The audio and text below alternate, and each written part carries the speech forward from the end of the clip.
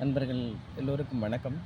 இன்றைய தினம் நீங்கள் எல்லோரும் பார்த்துட்ருக்கிறது வண்டலூர் கொலப்பாக்கம் ஸ்ரீ பத்ரகாளி அம்மன் கல்கட்டா காளியம்மன் ஆலயத்தில் மகாவாராகி அம்பாள் சங்கு சக்கரம் அபயவரத்தோட அருமையாக நான் உங்களுக்கு காட்சி வந்து கொண்டிருக்கிறாள். வராகியை பற்றி சில தகவல்கள் சொல்லணும்.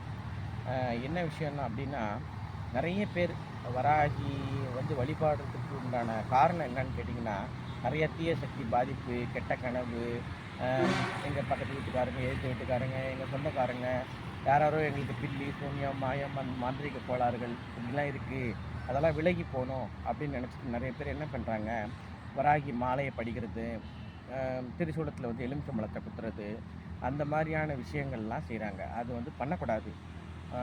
நமக்கு எப்பேற்பட்ட தீய சக்திகள் பாதிப்பு இருந்தாலும் அம்பாலோட சன்னியானத்தில் அம்பாலை மனசார ஆத்மார்த்தமாக நமஸ்காரம் செய்து தீபங்கள் ஏற்றி மனதார எங்களுக்கு எந்த விதமான தீய சக்திகள் இருந்தாலும் அதை விலக்கி எங்களை காப்பாற்ற வேண்டும். எங்கள் எதிரிகளை கண்டிக்கணுமா, தண்டிக்கணுமா, மன்னிக்கணுமா அப்படின்ற முடிவை நீதாம்மா எடுக்கணும்.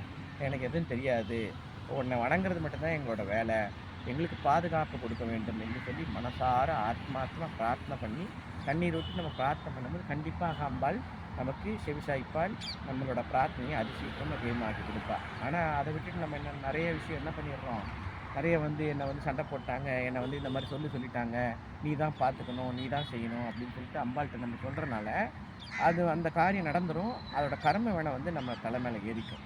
அதனால் பிறவி வேண்டாம் அப்படின்னு சொல்லிட்டு தான் அந்த அம்மாவோட பாதை நம்ம தேடி தேடி கொண்டுட்ருக்கோம்.